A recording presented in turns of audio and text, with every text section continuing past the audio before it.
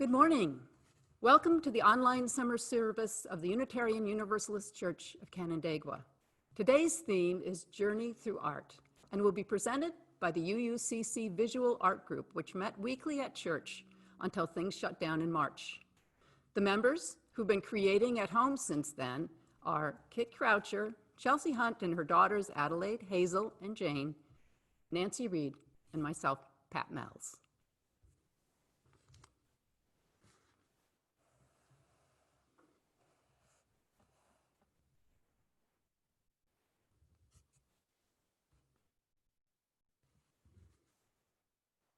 Now we're ready for some announcements.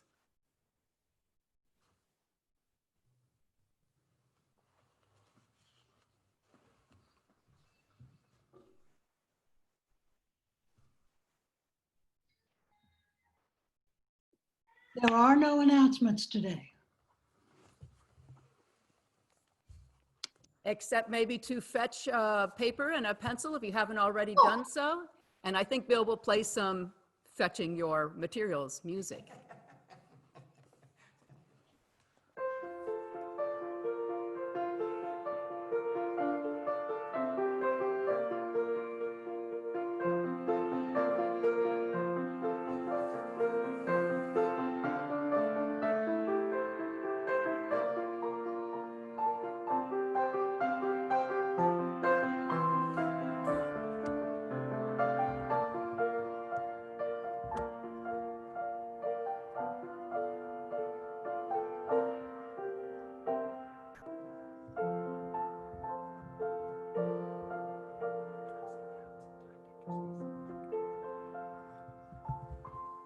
Now we will enter a space of worship.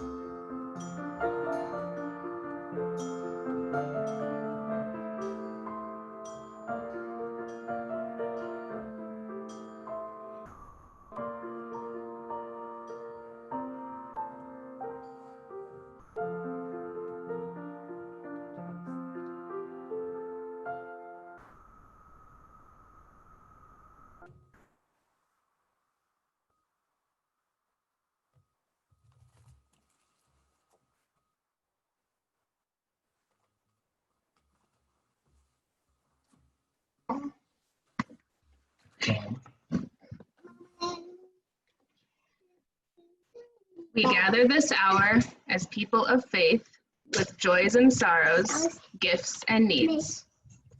We light this beacon of hope, sign of our quest for truth and meaning in celebration of the life we share together.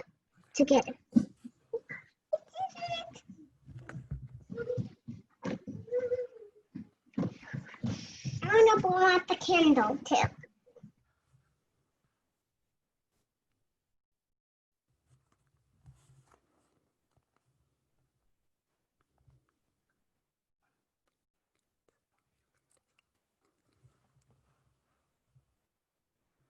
Our opening words this morning are attributed to Kalidaza, or however, I'm sorry for the pronunciation, but it goes like this.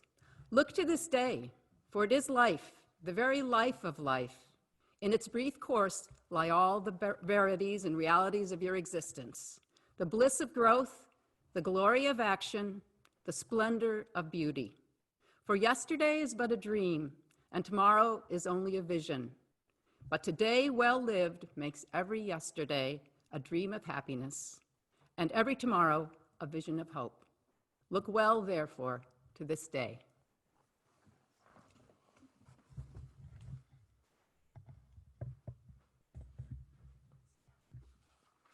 Our opening hymn is number 330, The Arching Sky of Morning Glows.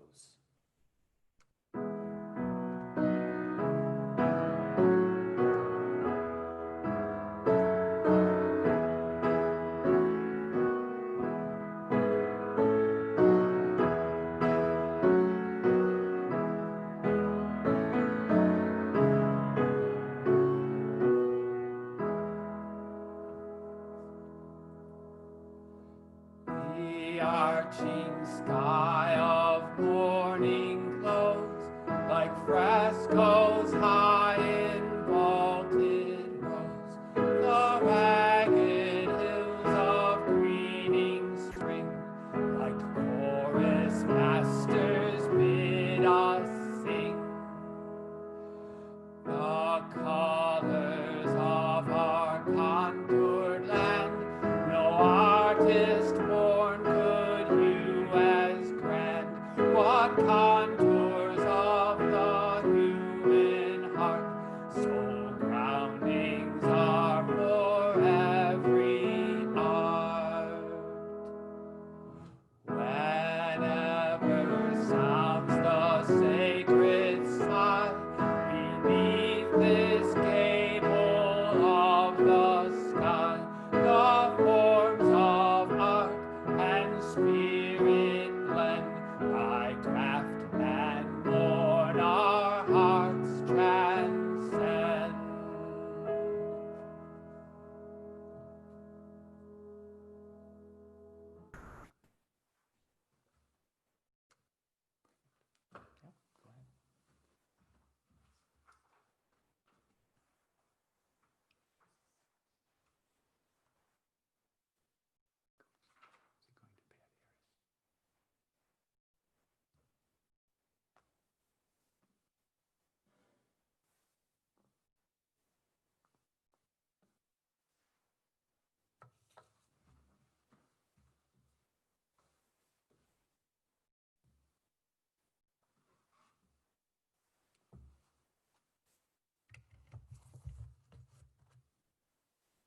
Here she is.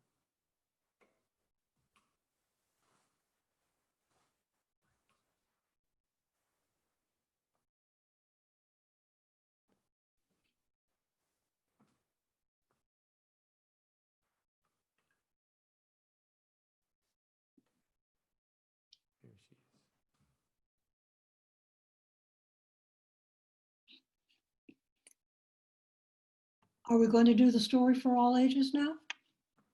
I had joys and sorrows on my order. Oh. Then we will do joys and sorrows. As you know, we enter our joys and sorrows on our chat box. We come together to share all those things that bring us both joy and that are heavy on our hearts so that we can share them with each other and be with each other in them. If you are on YouTube, you can add them as comments on YouTube as opposed to putting them in the chat box on Zoom. So we'll enter now into this time of sharing our joys and sorrows. Now it is the time for our collection.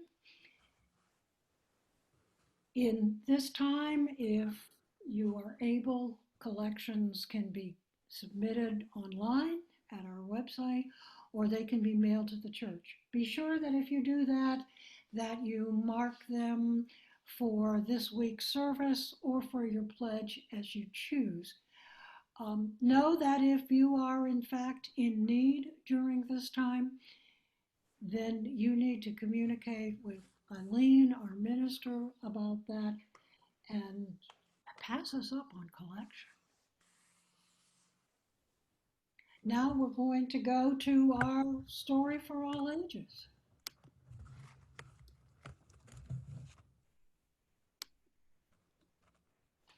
Today, we won't be having a story exactly, but I'll be presenting an idea for a summer activity. I don't know if you children realize this, but when we become adults, life can seem very busy, and it's hard to slow down and notice the beauty in the world around us. I remember when I was a child, life was simpler. On a lazy summer day after playing hard, sometimes my friends and I would lie on our backs in the grass and gaze at the fluffy white clouds passing above us. Before long, we would begin to recognize shapes in the clouds, animals, people, toys, cars, boats, all sorts of things from the real world. The shapes would shift with the wind and the angle of the sun. It was like magic. So today, I thought it'd be fun to look at some pictures of clouds, and you can practice finding shapes. Go ahead and yell out what you see. So right now we're going to share some pictures while Bill plays some cloud music. See what you can see. A dog. A dog.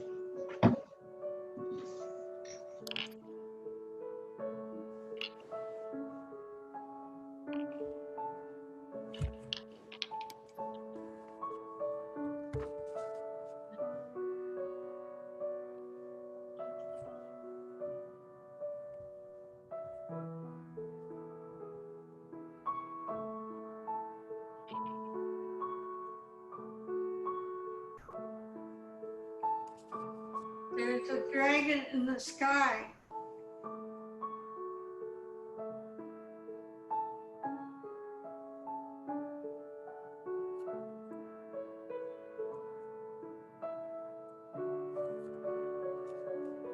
There's a teddy bear on its back.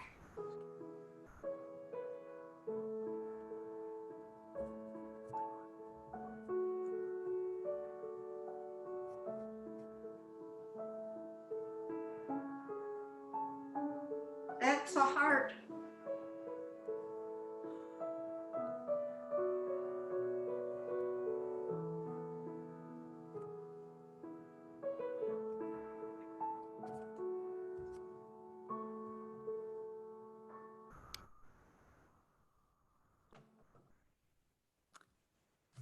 Weren't those amazing?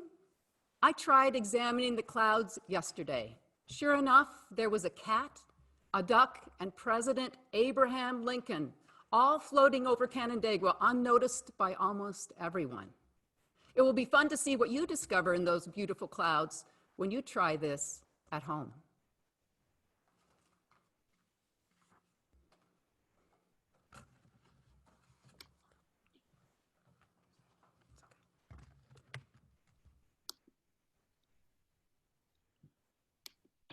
Our meditation today will be a bit different. It's an activity, so I hope you each have your paper and a crayon or marker or pencil ready. First, take a deep breath. Clear your mind. In a minute, you will take your writing implement and make a continuous line on your paper, a squiggle that starts wherever and wherever you like, and bends this way and that. It may have some sharp corners or not. Don't overdo it. This shouldn't take longer than 5 or 6 seconds. Go ahead and make your squiggle.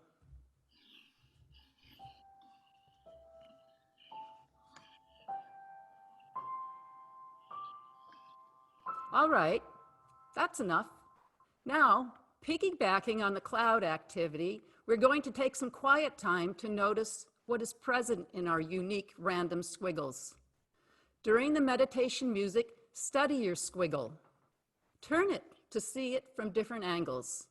Then use your pencil, marker, or crayon to fill in the details to create a picture.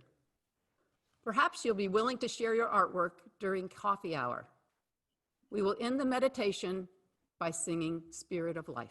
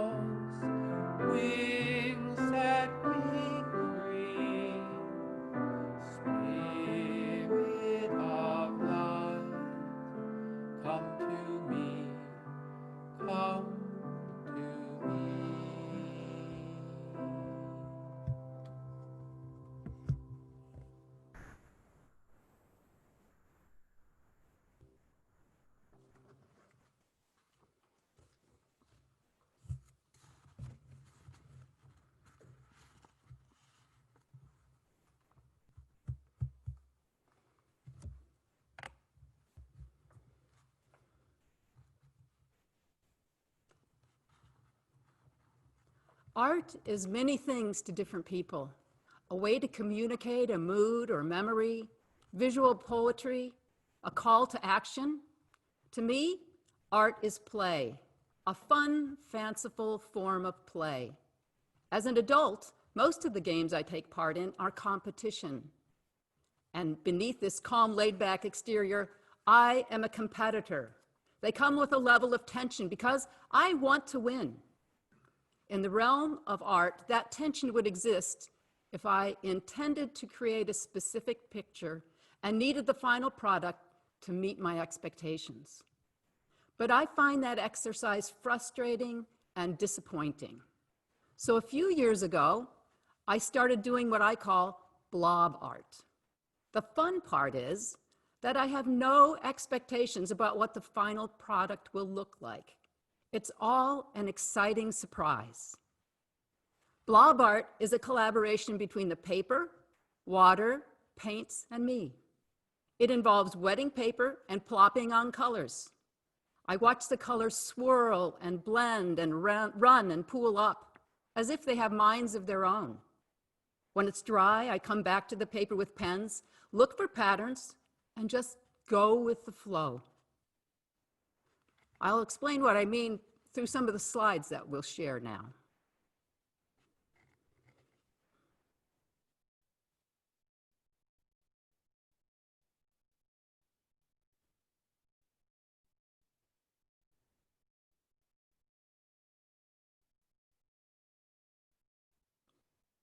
We'll go on to slide number 4. There we go. At first, I outlined figures I saw in the paint, much like you did when you worked with your meditation squiggles.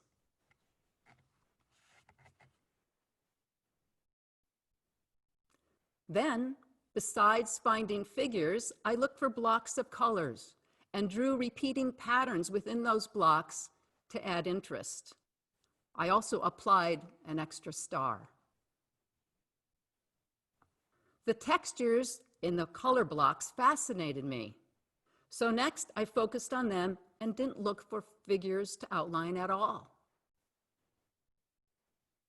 However, sometimes there were figures present in the blobs that cried out for attention. I just couldn't ignore them, and I drew in the details. Based on the lines and swirls on a blob, this character emerged, like a figure in the clouds. I call him the Irish conquistador. Other figures emerged in the blobs. They include the evil Pope, Africa personified, and the phoenix fledgling.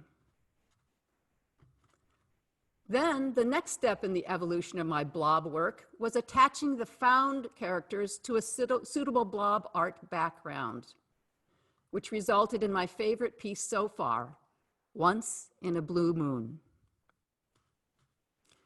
Recently, I've moved away from blobs to paper cutting. Once again, I love the blocks of color. But what I want to highlight here is how a style can evolve. At first, I found triangles to be a simple yet interesting shape. Triangles on triangles looked cool. And together with a little help from a pentagon, they formed a star. Soon, a center spiral enhanced the design, as did, one more back one, there we go, as did a distant star. Then I realized the points of the star could be turned inward to create a flower. The design evolved away from the rigid triangles into more free-flowing organic look. And then flowers from different angles. Most recently, I've started adding more embellishments to the petals of the flowers. Now, however, it's much too nice outside to sit at the table cutting paper. I'm busy in the garden, observing the real flowers. But I will see where all of this leads when the evolution of the paper flowers continues in the fall.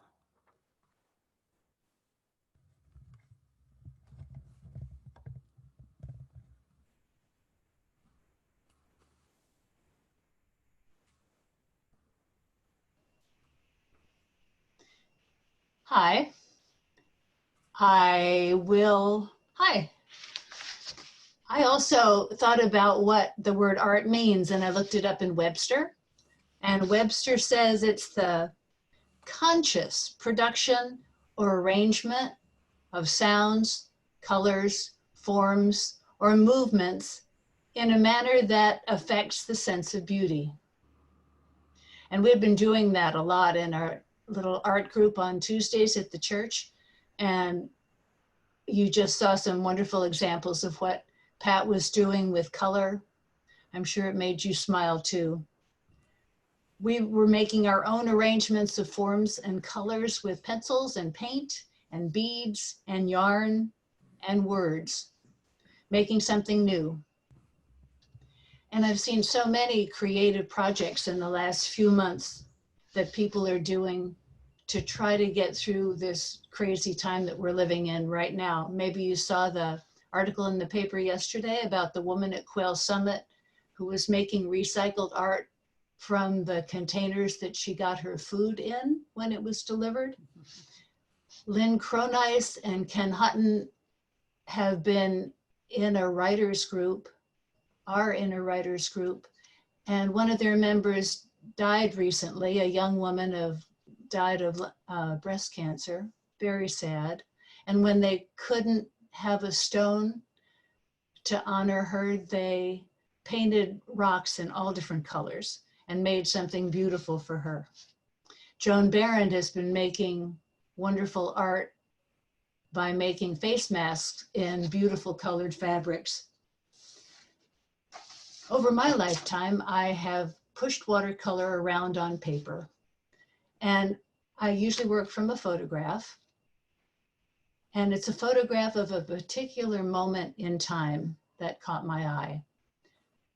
The painting comes out looking kind of like the photograph, pretty much, because I paint realistically, I try to, but it's somehow different. I hope that I add a little of me into that. Lately, my subjects have been animals. Not just any animal, but the dog or cat or horse or pig that is loved by somebody that I know. And I give the paintings away, but I keep a copy for myself, and they're hanging on the wall, the other side of the computer here, my animal wall. So the dog was my daughter Becky's dog, and this is the cat of a friend of mine. In both cases, the pets have been lost recently, and this holds on to them for a little bit longer. I think you'll agree both have a lot of personality. And there are also a couple of examples here of just ordinary things that I was able to stop time for just a minute and look at some onions and some chairs and some apples. I remember hearing Robert Fulghum, who was a Unitarian minister, the one who wrote Everything You Always Wanted to, All You Need to Know You Learned in Kindergarten, something close to that. Rick Urich gave a talk on Robert Fulghum last year, I think. And he told a story about going into classrooms, into schoolrooms. And when he would go into an elementary school and was talking to little kids, he would ask them, so who can draw? Everybody raised their hand. Who can sing? Everybody raised their hand. Who can dance? Who can paint? It was unanimous. Everybody could do all those things. Well, then when he was talking to kids that were older, high school kids, a few hands went up, but not quite so many. But just remember, we can all do those things. And I hope you will always sing your own songs and write your own stories, dance your own dance, play with clay or paint or yarn or beads or words. Make beauty to make yourself smile, and maybe share it with others too. Thank you.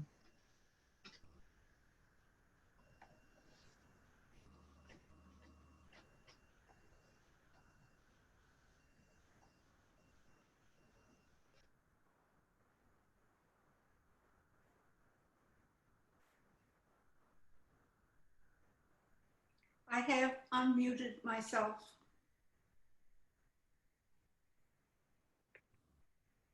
It's done. You can hear me, right? Yes. Yes, we can hear you, Kit. I'm thinking of what I just heard from both Pat and Nancy, and it's just wonderful to have shared creating art here in the sanctuary at the church and being influenced when we feel like it and going our own way when we feel like it. So you will see little influences of Pat in some of my art. Could we look at the art? Yes. I've been working small watercolors since I've been influenced by Pat. And I had no idea where this one was going. It's unusually vivid colors for a watercolor. I'm pleased with it. Next. I keep looking at cats. Maybe I am a cat. So the cat on the right is done completely on the computer, and so it's my digital cat, and it was fun to make the tail wag. I like to indicate that possibly there's some motion. The cat on the left, you can see its paw is on a chipmunk. This one I may cut out and use it as an actual mask. Next. This is to show that I do lots of digital play. This is a selfie that is very complicated because I'm looking also at my partner, Steve Hamlin, who is sitting in the living room in an entirely different picture. And it's fun to play with images on my computer. Next. This is a political statement. I guess I don't have to explain it.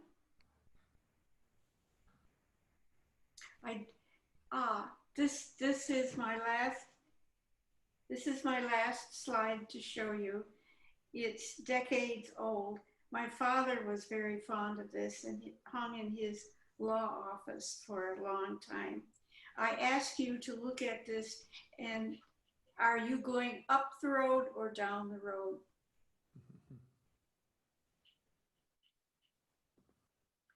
Thank you for looking at my art.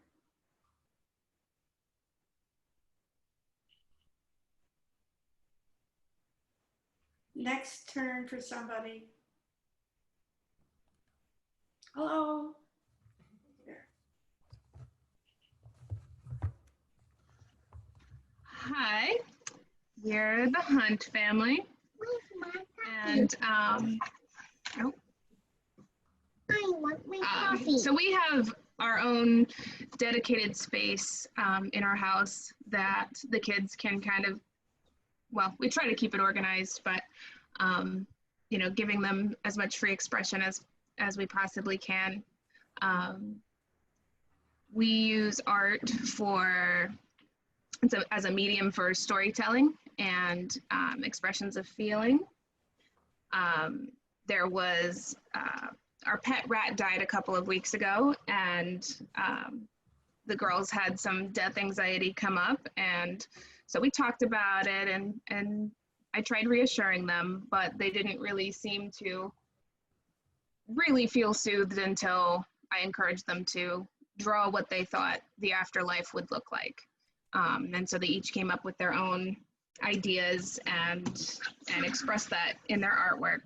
And that really made them feel better, that they felt like they could have some control over their own emotions. We also, I tend to get little love notes and tokens of affection around the house. The other night I came home pretty late, and Adelaide had left me a little Valentine's card. And so quickly before I even went to bed, I cut out some paper and did a little paper collage note back to her. And so they'll make little notes for their dad or for me or sometimes for each other. And it's very sweet. And as you'll see, they also like to use art to they kind of use it to reinforce what they're learning at school or what they're encountering around the world. So they kind of use it as a self-teaching tool to reinforce the knowledge they're picking up, like the little sponges they are. So my art is the first slide here. I did, this is mermaid riding a seahorse, and it's, doing art with kids is a really low stress, real low pressure situation. So it doesn't have to be any kind of like gonna sell it or something kind of good. You know, this is not exactly the best art I've ever made, even for a little sketch, but it does have a lot of meaning for me. Right before I went on vacation a couple weeks ago, Adelaide asked me to draw a mermaid riding a seahorse, and so this is what I whipped out before I walked out the door, and so it has a lot of meaning for me, and that's why I selected this one to show. And we'll do art journals regularly also, which is nice quality one-on-one time with them. So Jane, Yes. look, can you tell them about your cat girl? My cat girl is a superhero. She's a superhero. Yeah, and she can transform back into a regular girl. She can transform back into a regular girl. I think you told me that she's like the PJ Masks, right? And she's like the PJ Masks. Yeah. So she's you. This is you as a PJ Mask, Yeah. which And is a preschool show for a superhero preschool show. yeah, so, and she has a cape. And she has a cape. Yes. Excellent. And you used green colored pencil, right? Yeah.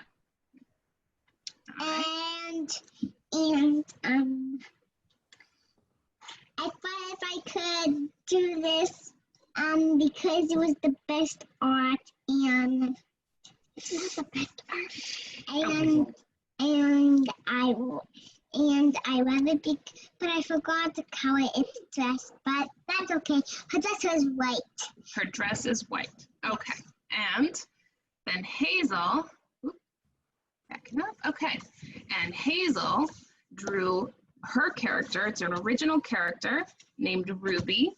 And Hazel, did you use colored pencil also? You told me which colored pencil did you use? Raspberry Rave. Raspberry Rave. Okay. And she's a princess fairy, right? She's a fairy. And A princess. what do you do with her? What kind of art do you do with her? I make comics with her. I'm drawing Christmas Eve. So you've drawn, I think, about a dozen comic books at this point, right? You've got some blank books that you've written her into some comic book adventures. I'm drawing Christmas Eve. And she has different minerals as friends. She's got Emerald as one of her friends, which is another fairy.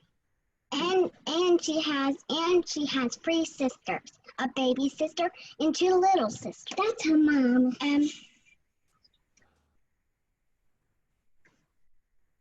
And she likes to celebrate holidays, right? I think that's most of her adventures are holiday adventures. Yes, she does. You tell a lot of stories. Her sisters' names are Amber, Garnet, and a baby rose quartz.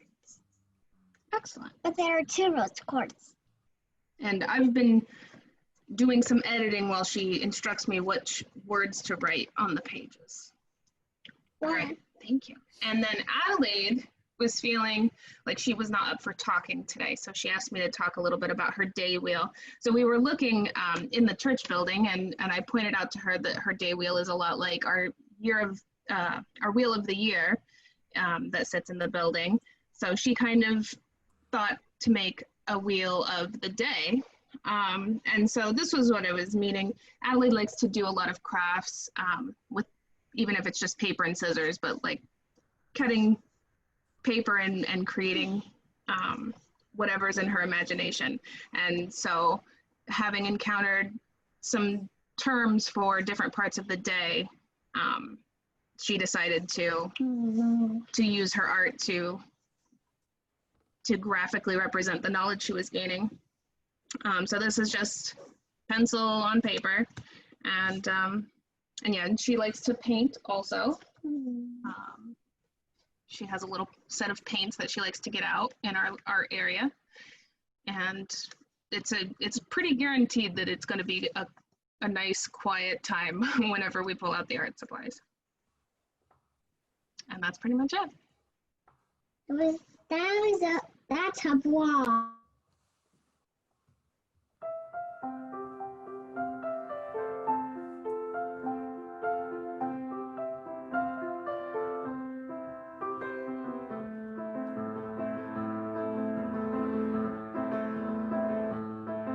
Well, a little boy went first day to school. He got some crayons and started to draw. He put colors all over the paper, for colors is what he saw. And the teacher said, "What you doing, young man?" "I'm painting flowers," he said. It's not the time for art, young man, and anyway, flowers are green and red. There's a time for everything, young man, and a way it should be done. You gotta show concern for everyone else, for you're not the only one. And she said, "Flowers are red, young man, green leaves are green. There's no need to see flowers any other way than the way they always have been seen." But the little boy said, "There are so many colors in the rainbow, so many colors in the morning sun, so many colors in a flower, and I see everyone."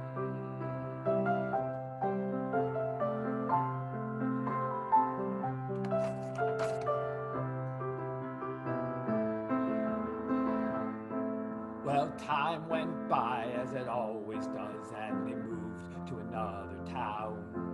And the little boy went to another school, and this is what he found. Well, the teacher there was smiling. She said painting should be fun.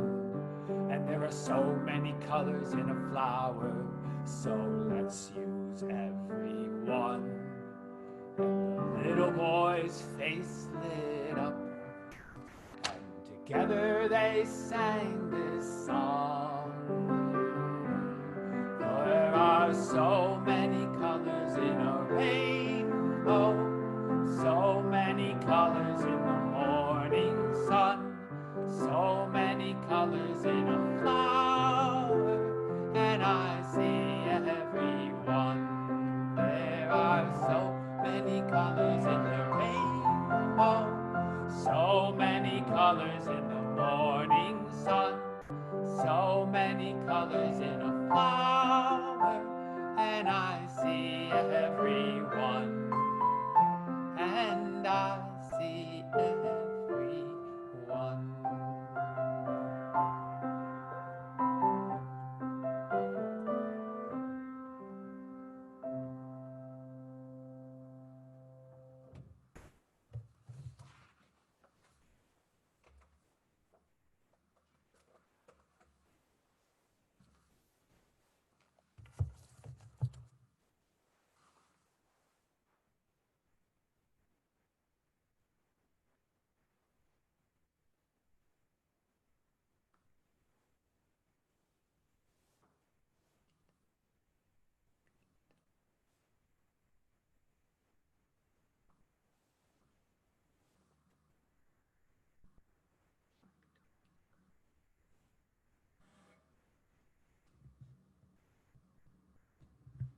See, we can't hear Kit if you're offering the closing words right now.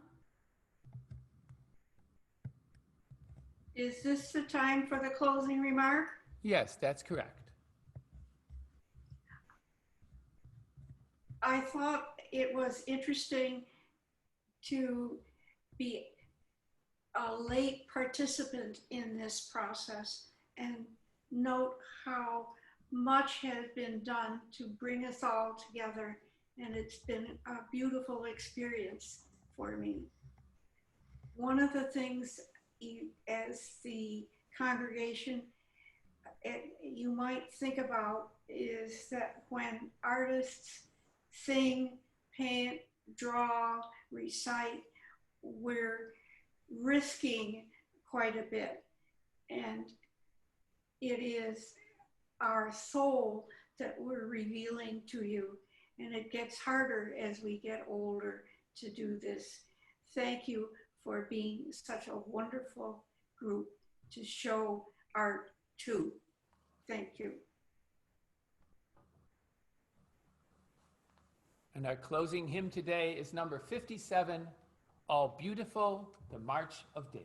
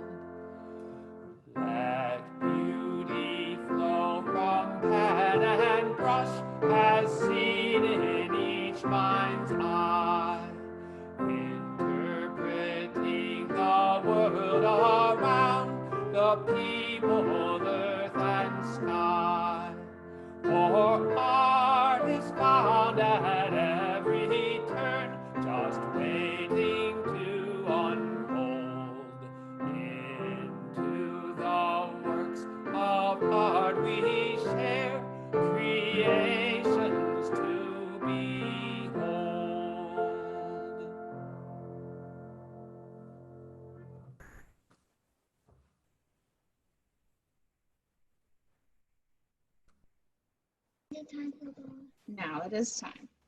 We extinguish this flame, but not the light of truth, the warmth of community, or the fire of commitment. These we carry in our hearts until we are together again. Thank you.